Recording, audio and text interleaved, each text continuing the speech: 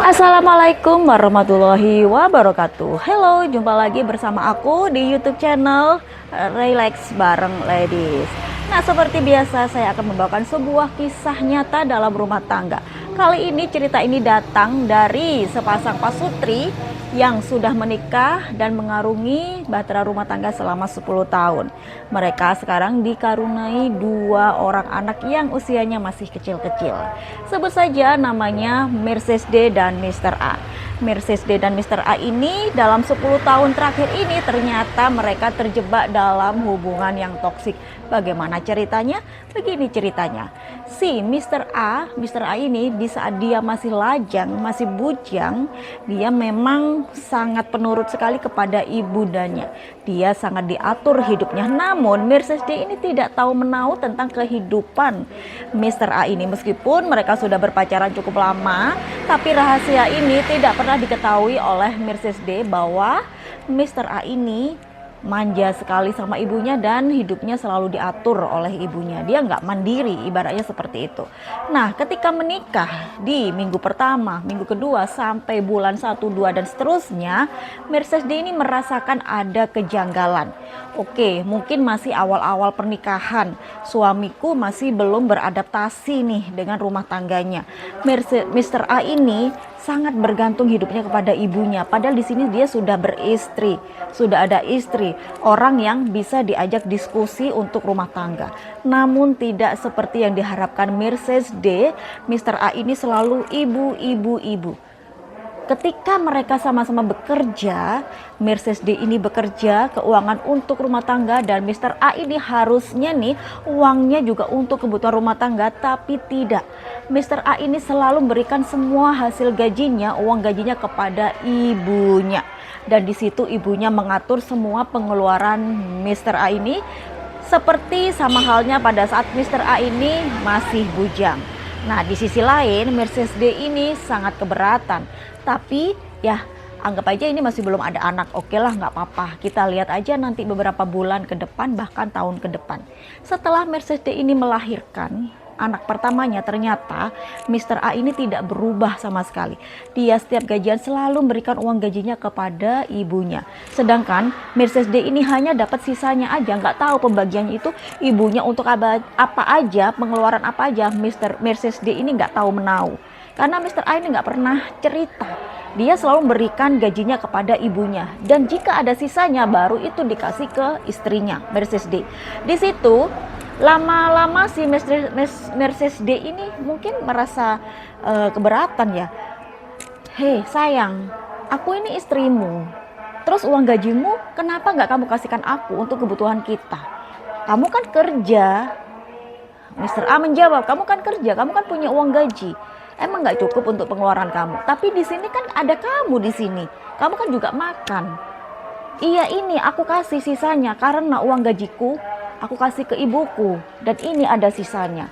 Aku juga ingin beri ibuku, tapi di sini posisiku adalah istrimu. Mereka akhirnya cekcok. Namun di situ mereka akhirnya sama-sama menurunkan egonya, mengalah. Oke lah, kita lihat aja nanti gimana reaksi si suami ini ke depannya. Dan suami ini berjanji, oke, aku akan berubah. Aku akan memberikan separuh gajiku kepada ibuku dan separuh gajiku kepada kamu. Aku nggak bisa berubah 100% tidak memberi ibuku sama sekali. Oke, Mrs. D cukup setuju dengan keputusan Mr. A ini. Kemudian pada saat gajian nih, Mr. A ini memberikan 50% gajinya ke ibunya dan 50% ke istrinya. Tapi itu semua hanya berjalan 3 bulan aja. Selebihnya Mr. A tetap kembali ke kebiasaan awal. Semua gaji dibawa ibunya. Katanya begini, ibuku tanya kenapa ibu cuma dikasih segini? Kenapa nggak kayak biasanya? Nah, Mr. A ini menjawab dengan jujurnya, iya karena istriku keberatan. Istriku minta separuhnya. Disitulah murka sang ibu. Dia tidak terima kamu anaknya ibu. Kamu yang membiayai semuanya ibu. Ya kamu harusnya memberikan semuanya sama ibu. Nanti kalau ada sisanya baru kamu kasih istrimu. Nah, bulan depannya kemudian si Mr. A ini tetap memberikan 100% gajinya kepada ibunya. Disitulah akhirnya sering terjadi kecekcokan antara suami istri ini, Mrs. D dan Mr. A. Mereka sudah punya anak, pengeluaran semakin banyak, tapi penghasilan gak cukup. Terus mau kamu gimana, Mas? Mau kamu kayak gimana? Kamu nikahin aku, tapi kamu gak nafkahin aku. Aku cuma dapat sisa dari uang yang kamu berikan kepada ibumu. Gimana sih? Ibumu itu, aku ini menantu yang terzolimi. Dan ibunya ini gak tahu menau dan gak mau tahu bahwa menantunya ini sedang punya bayi yang kebutuhannya juga banyak, makin banyak, susu, pampers, popok, dan lain sebagainya. Tapi sang mertua ini pura-pura tidak tahu atau nggak mau tahu. Dan si suami ini tetap kekeh, dia tetap berikan semua hasil kerjanya kepada ibunya. Akhirnya si Mrs. D ini udah putus asa, dia nggak tahu lagi harus bagaimana karena dia udah males banget sama mertuanya, udah buntu banget, nggak ada solusi. Dia sampai ada kepikiran untuk bundir. Gak mikirin dia punya anak bayi. Dia udah putus asa, udah depresi. Kenapa aku seperti ini kehidupanku? Suamiku lebih nurut ke ibunya daripada ke istrinya. Sedangkan kita di sini punya anak, kebutuhan semakin banyak. Tapi kenapa suamiku seperti ini ya Tuhan? 4 kali loh si Mrs. D ini mencoba untuk bundir, tapi selalu gagal. Mungkin belum waktunya untuk meninggoy. Jadi dia selalu gagal, selalu berhasil diselamatkan. Selalu ketika dibawa ke RS, dia selalu berhasil diselamatkan. Sampai 4 kali percobaan bundir itu selalu gagal. Dan sekarang mereka, kondisi rumah tangganya tidak pernah berubah. Sudah 10 tahun mereka rumah tangga dengan hubungan yang toksik. Suaminya masih tetap memberikan gajinya lebih besar kepada ibunya daripada ke istrinya. Sampai anaknya sekarang sudah 2 ya, udah punya 2 anak.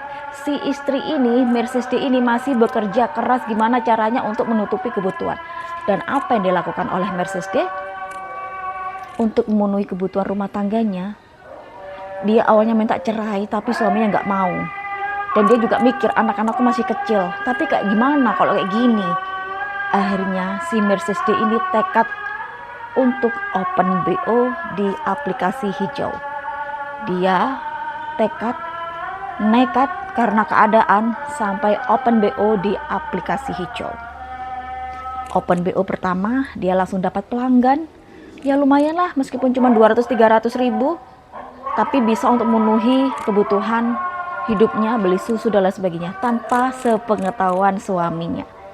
Sampai akhirnya terjadilah cinlok nih antara Mrs. D dengan pelanggannya, yang ternyata pelanggannya itu nih plot twistnya, ternyata pelanggannya itu adalah mantan pacarnya sewaktu dia masih sekolah.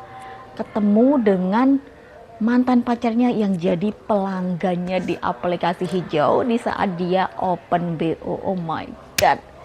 Dari situlah pada saat ketemu kaget dong, loh kok kamu loh kamu open BO, loh kamu ini order.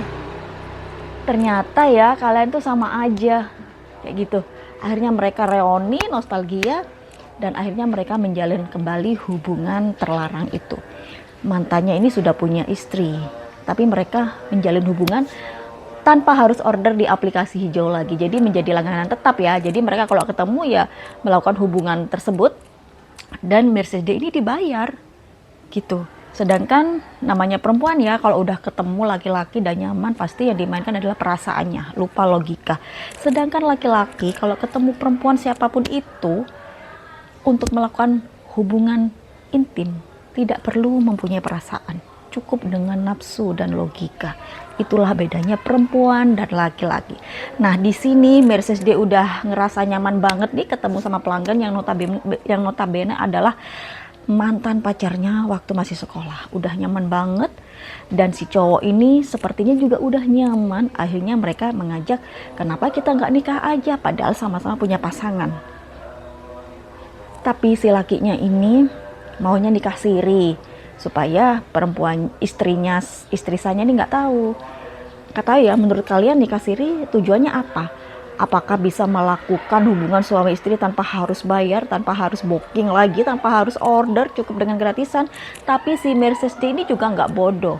Dia juga mau dong, setiap kamu melakukannya dengan aku juga mau uangmu. Oke, nggak apa-apa, tanpa harus pakai aplikasi lagi. Mereka sering melakukan pertemuan dan hubungan tersebut. Sampai akhirnya Mercedes D ini sangat nyaman. Dia bingung, aku diajak nikah siri, boleh nggak ya, gimana? Dia bingung. Aku ingin nerima tapi nanti takut ketahuan gini dan lain sebagainya. Sedangkan di rumah tangganya hubungannya udah nggak nyaman banget, udah toksik banget, yang dipikirkan hanya anak-anaknya. Dan endingnya sekarang mereka, si Mercedes D dengan mantan pacarnya ini, yang notabene juga pelanggannya, mereka tetap berkomunikasi, berhubungan, dan selayaknya pasutri siri. Menurut kalian bagaimana untuk sikap dari Mr. A, Mercedes D? Apakah kalian membenarkan atau kalian memaklumi sikapnya? Yuk komen di kolom komentar. Jangan lupa, apabila kalian punya kisah seru, kisah nyata dalam rumah tangga, kalian boleh kirim di email aku eviledia@google.com, gmail.com, eviledia@gmail.com. Oke, sampai ketemu di next cerita selanjutnya. Bye bye. Assalamualaikum warahmatullahi wabarakatuh.